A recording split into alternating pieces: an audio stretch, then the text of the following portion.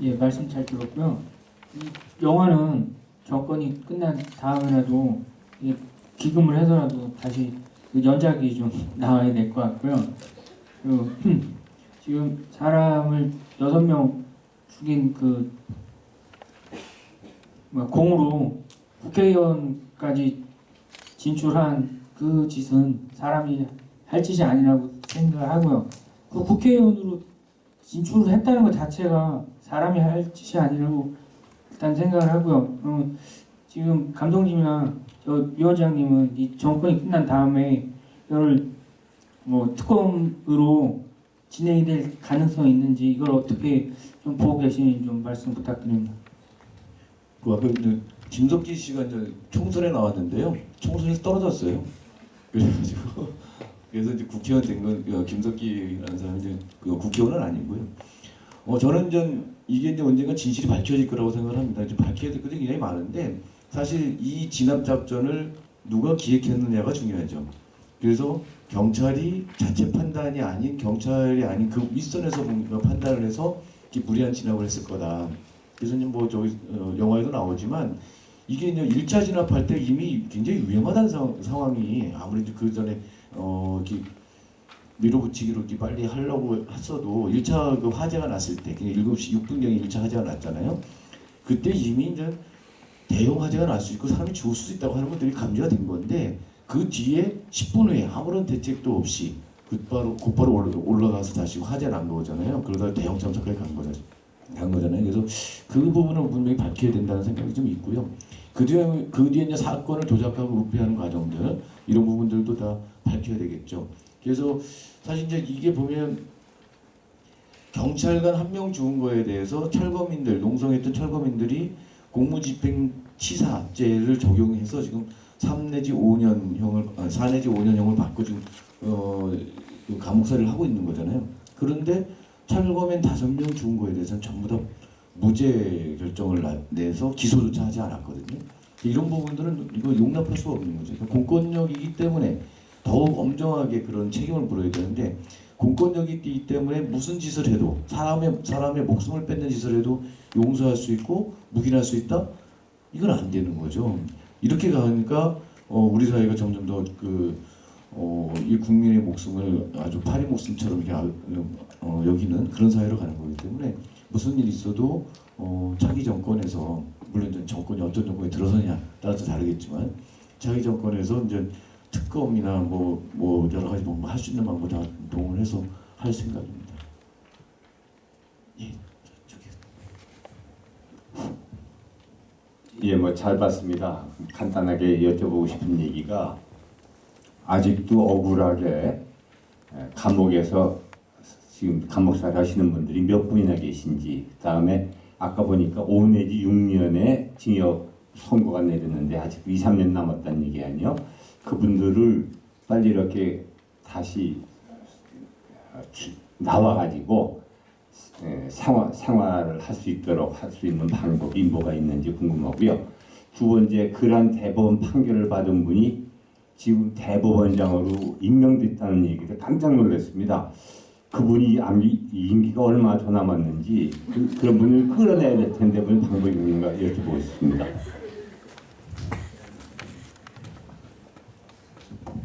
그뿐만이 아니고 여기 검사였던 당시 이제 책임 검사였던 강수산나 검사 같은 경우에는 굉장히 승승장구를 해서 2009년이었나요? 왜 G20 때 한참 문제가 되었던 그 쥐벽서 사건 혹시 기억하시죠? 그래서 그 강수산나 검사가 그 쥐벽서 사건의 공안 검사로 그 사건을 맡았었고요. 그래서 그 사건도 잘 해결을 해서 지금은 검사 최초라고 하던데 그 호주 영사로 지금 발령이 났다라는 얘기를 들었어요. 그래서 이런 사건들이 그러니까 어쨌든 올바르지 않다. 이 결과가 이제 우리가 납득할 수 있다, 납득할 수 없다. 이 모든 걸 다 떠나서 어쨌든 그런 사건들을 정권의 입맛에 충분히 이렇게 정권을 유지하거나 지금 정권의 이제 정당성을 이렇게 입증할 수 있었던 역할을 했던 모든 검사들, 뭐 어쨌든 판사들은 너무나 환하게도 잘 나가고 있는 중이죠. 예, 지금 감옥에 이제 수감 중이신 분들이 8분이 계세요. 그래서 이제 그 중에 이제 2분은 이제 1심 선고할 때 법정 구속됐던 분들이고요. 그래서 이분들이 최종적으로 3년에서 5년 4개월까지 받았어요. 5년 4개월은 이제 그 철거민 위원장, 그 용산 4구역 철대위 위원장이었던 이충현 씨인데요. 이충현 씨 같은 경우는 자기도 구속됐지만 그 자리에서 그 막루 거기 자리에서 자기 아버지가 같이 농성을 하다가 돌아가셨어요. 그러면 이충현 씨 입장으로 이제 바꿔서 이렇게 생각을 해보면 재판의 결과는 그런 거잖아요. 농성하던 철거민이 화염병을 던져서 화재가 나고 사망했다. 그럼 이충현이가 던진 그런 화염병에 의해서 아버지가 돌아가신 꼴이 된 거예요. 그러면 이 지금 재판 결과들을 보면은 이충현은 자기 아버지를 죽인 이런 꼴이 된 거죠. 이 말도 안 되는 이런 재판 결과가 있고요. 그리고 한 분 이제 전철현 의장님까지 해갖고 지금 8분이 이제 살고 계신데 이게 이제 가장이 없는 거잖아요. 갑자기 이제 가장이 이제 중범죄인이 돼가지고 감옥에 있다 보니까 그 생활고도 상당히 말이 아니고 여태까지 이제 저희 용산찬서 진상규명위원회가 이제 안에 계신 분들 좀 조금씩 도와드리고는 있는데 이제 생활고도 그렇고 특히 아이들의 어떤 정서가 굉장히 문제죠. 저 성남에 계신 김창수 씨가 이제 순천에 살고 있는데 성남에서 연대 나왔던 분이에요. 그래서 이 아버지가 그렇게 이제 감옥에 가고 그러니까 아이들이 이제 우울 증세를 보여갖고 한참 심각했었어요. 그래서 지금은 좀 나은데 그리고 저희가들이 좀 돕고 그래서 하긴 하는데 그 아이들이 특히 이제 아버지가 아버지는 그리움 이런 것도 있지만 우리 아버지가 이렇게 중범죄인으로 이렇게 몰린 것에 대한 이런 심적 고통 이런 것도 굉장히 큰 것 같아요.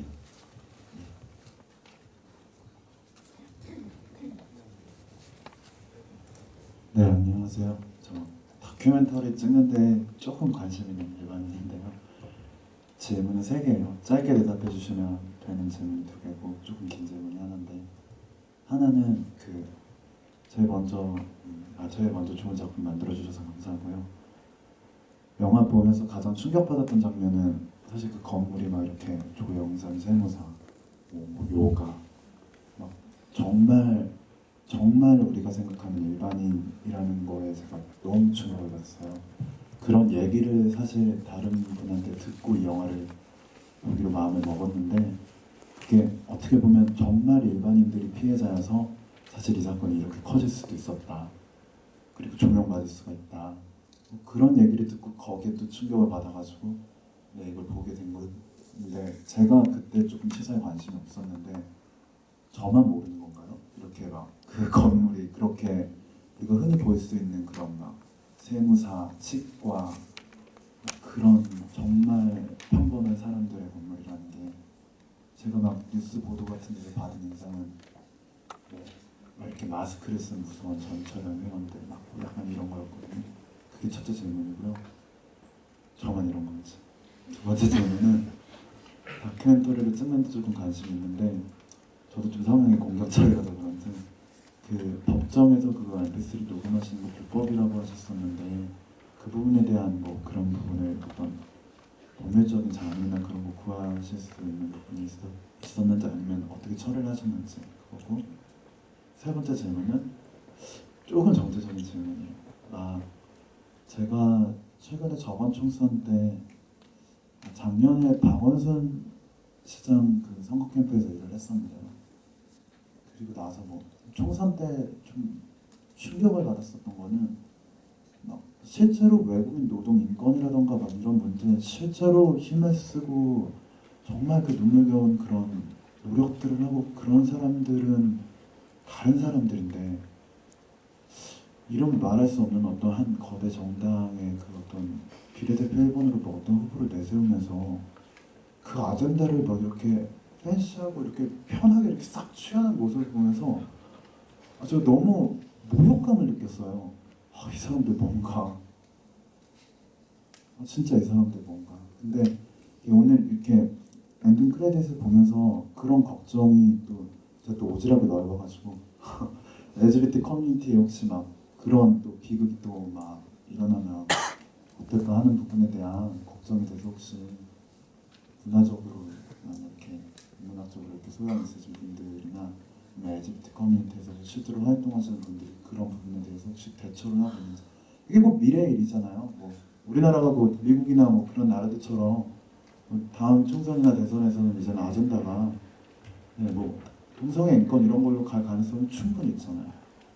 그렇게 생각합니다. 너무 길어서 죄송해요. 예. 뭐 세 질문이신데 세 가지 질문. 첫 번째 질문 제가 대답을 하고요. 두 번째, 세 번째는 김 감독님이 해주시고요. 그 철거민들이라고 해서 사람들이 이제 굉장히 뭐랄까 좀 다른 사람들처럼 이렇게 인식하게 만드는 게 언론의 힘인 것 같아요. 언론이나 뭐 정치권에서 이렇게 이제 매도하고 그러니까 이 전철에 나오고 그랬을 때도 이제 그 도심 테러범이다 뭐 이렇게 됐었잖아요. 근데 정말 평범한 사람이거든요.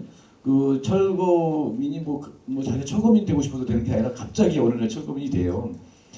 그래서 이제 뭐 예전에는 뭐 주로 그 달동네, 판자촌 이런 데들은 이제 전면 철거, 전면 재개발 방식으로 해서 속도전식으로 막 가거든요.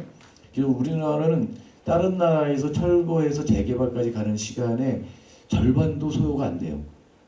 지금 일본 같은 데도 뭐 그런 사례도 굉장히 많아요. 사례를 찾아볼 수가 있는 게 몇 사람이 반대해서 그 뭐 20년, 30년 지연되고 있는 데도 꽤 있거든요.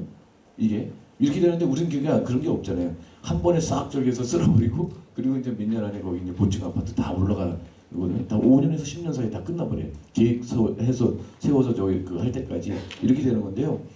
이제 70년대, 80년대부터 계속 그 달동네, 판자촌 이런 데를 다 쓸어버렸어요.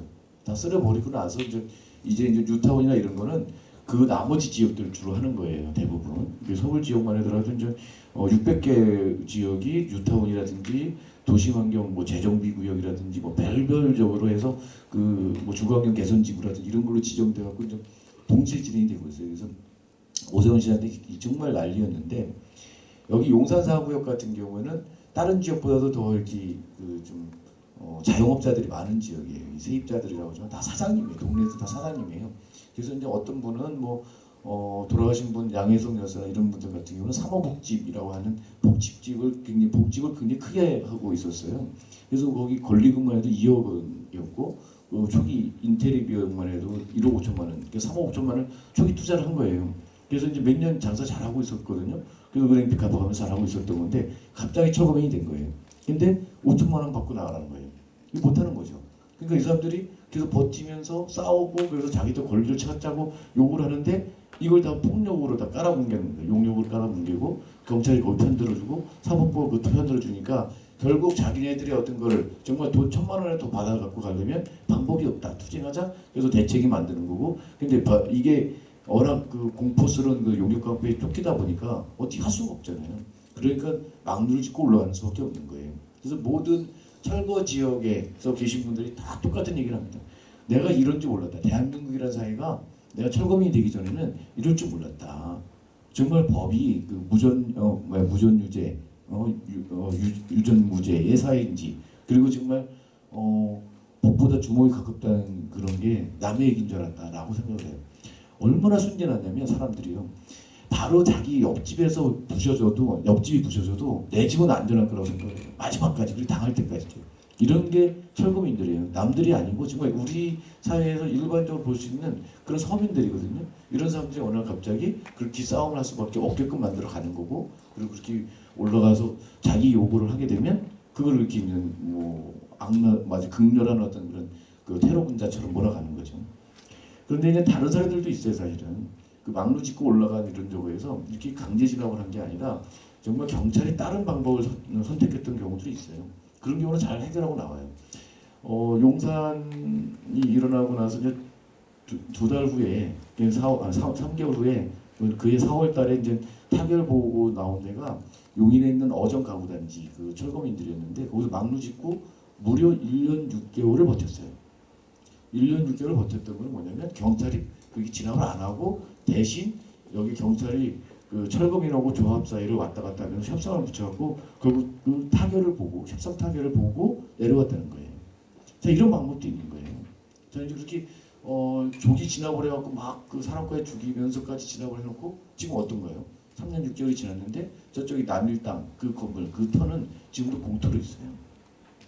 이럴 거면 그 시간에 철거민들 오고 조합하고 협상하도록 이렇게 좀 다리 놔주고 이렇게 좀 해가면서 대화를 풀 수 있었던 거 아니냐. 우리 한번 이렇게 따져볼 수 있는 거겠죠.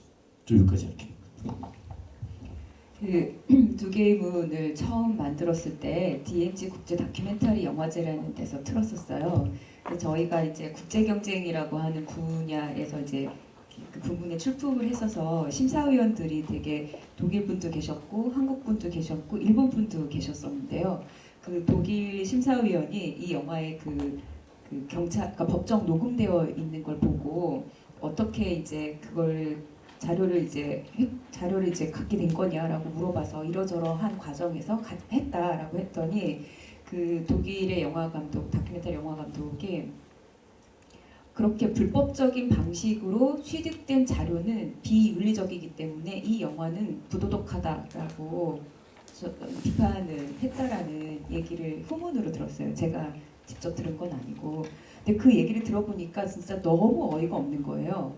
그러니까 불법 그 자체가 곧 이렇게 비윤리적이거나 부도덕한 것은 아닌 것 같다라는 생각이 들면서 되게 반발심이 들었고 그걸 가지고 이제 여기 나온 이제 김영태 변호사님한테 의논을 했었어요. 근데 김영태 변호사님이 불법을 그렇게 보는 것 때문에 문제다라고 말씀을 하시더라고요.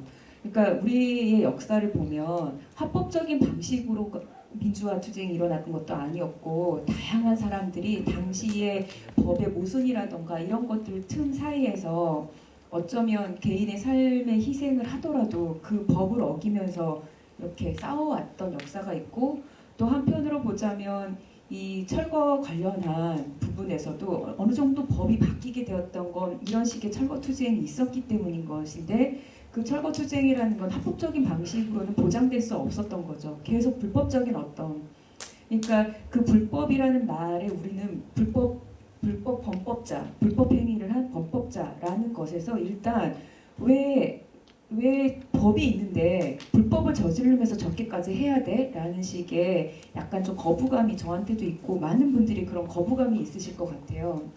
근데 불법이라고 하는 그 자체가 곧 문제인가 이런 생각이 어떤 국면에서는 좀 드는 게 있는 것 같아요. 그래서 김영태 변호사님이 오히려 그 재판은 공개 재판이었기 때문에 사실은 그 안에서 벌어지는 모든 얘기가 기록되어야 하는 것이 사실인데 판사나 이런 사람들이 자기의 육성이 자기의 모습이 기록되기를 원하지 않는 그들의 권위주의라고 하는 것 때문에 사실은 기록되어야 함에도 불구하고 기록되지 않는 그래서 오히려 그것을 기록하는 행위 자체가 불법이 되는 이런 부분이 있는 것 같다라고 하면서 개봉을 한 이후에 혹시 이 법정에서 녹음을 한 것 가지고 누군가 이것을 이제 법적으로 문제 제기를 하게 되면 그건 얼마든지 싸워야 하는 문제인 것이지 우리가 방어적으로 그것에 대해서 변명할 이유는 없는 것 같다라고 말씀을 해주셨었는데요. 그런 측면에서 봤을 때 이 아까 말씀하셨던 세 번째 같은 우리가 계속해서 문제 제기하는 어떤 사회적 이슈나 이런 것들이 그러니까 때로는 불법적 행위를 통해서 알려지기도 하고 때로는 합법적인 방식을 통해서 알려지기도 하는데 그것을 알려지는 과정에서 사회적으로 사람들이 그것을 고민할 수 있는 계기가 주어지는 것은 굉장히 중요한 문제일 거란 생각이 들어요. 그런 부분에 있어서는 언론의 역할이나 특히 뭐 다큐멘터리라던가 이런 거를 만드는 사안을 계속 알리는 사람들의 역할이라는 건 되게 책임 있는 행동이 따르기도 하지만 되게 중요하지 않을까 이런 생각이 듭니다. 세 번째 건 대답 안 하셨는데. 그거는 좀 너무 긴 얘기인데 다른 분들을 위해서 나중에 네, 그러면은 따로 이제 말씀을 좀 해주시고요. 아까 좀 방금 전에 했던 얘기 김 감독님 하셨던 얘기 좀 덧붙이면요. 사실 우리가 이제 우리 사회에 이제 공공임대주택 뭐 이런 것들이 도입된 게요. 그렇게 불법적이고 과격한 그런 철거민들의 싸움이 없었다고 한다면 도입이 안 됐을 거예요. 뭐 이런 것들 있죠. 예를 들어 우리는 이제 2000년대 이제 우리가 이제 새로운 인권이 우리 사회에 탄생했는데 그게 이제 이동권이에요. 그 장애인들의 이동권 투쟁이라고 하는 게 전부 다 불법 투쟁이었거든요. 대부분이 이런 사람들이 이제 전부 다 뭐 잡혀가고 뭐 벌금 내고 이러면서 좀 계속 싸우면서 이동권이라고 하는 것들을 해놓으니까 저성버스 도입되고 이제 그 지하철 엘리베이터 생기고 이렇게 되는 거잖아요. 뭐 이런 부분들 한번 생각해 보면 될 것 같아요. 이런 것들은 어떤 정당한 어떤 그 불복종 운동으로 우리가 좀 사고를 해야 되지 않을까 생각합니다. 저기 네, 영화 감사히 잘 봤습니다. 일단 제가 궁금한 건 영화를 보면서 어떻게 됐든 그 사람들도 이제 여기 나온 철거민들도 당연한 소수자였고 그렇기 때문에 굉장히 이상하게 이렇게 당연시됐던 것처럼 우리나라는 아주 오래전부터 소수자의 발언권을 굉장히 쉽게 빼앗는 그런 굉장한 악습이 있었잖아요. 근데 그냥 이런 것들 그러니까 두 개의 문이라는 거는 저는 이런 의미로 받아들였습니다. 그러니까 이 사람들은 살려고 올라갔는데 그곳에 결국엔 죽음을 통한 문으로 나오게 되고 그렇게 받아들였고 실제 법원에서 이제 그런 녹취된 자료들을 가지고 이제 이건 좀 다른 문제인데 그걸 가지고 이제 영화에 직접 사용을 하셨잖아요, 다큐멘터리에. 근데 그걸 가지고 어떤 대외적으로 있어서의 압박이나 그런 것들은 없으셨는지, 그리고 굉장히 당연한 국민으로서의 권리가 있는데 권리가 주어졌어도 권리가 없는 게 되고, 분명히 국민들은 권리가 있습니다라고 말은 하지만 개개인으로 따져보면 권리가 없거든요, 저희들은. 그리고 그런 일들을 아직 겪어보지 않았습니다. 저 나이가 아직 어리고 그렇게까지 그런 일들을 겪어보진 않았는데 언제든지라도 우리들은 전부 다 준비된 약자라고 생각되거든요. 어느 순간 어떻게 사회적으로, 근데 사람들은 그거를 굉장히 그러니까 안전 불감증인 것 같아요. 사회로부터 오는 그런 국가로부터 오는 그런 것들에 대한 약간 굉장히 무서운 그런 위협적인 부분에 있어서 불감증이 있는 것 같은데, 이것을 어떻게 공공연하게 대외적으로 사소하게 작고 큰 이런 일들이 많잖아요. 굉장히 많고 이 일뿐만이 아니라 용산 대참사뿐만이 아니라 지금도 계속 일어나고 있고 우리 사회 곳곳에서. 감독님께서는 앞으로도 이런 식의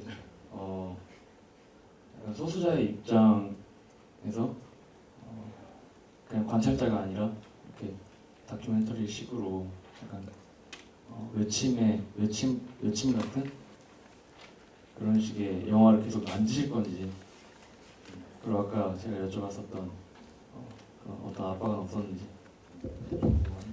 근데 제가 그러니까 연분홍치마와 제가 이제 공동 연출한 지우 감독이 오늘 같이 못했는데, 둘의 경우에도요, 여기 장면에 나오는 쌍용자동차 투쟁 과정에는 이렇게 긴밀하게 결합하지는 못했었어요.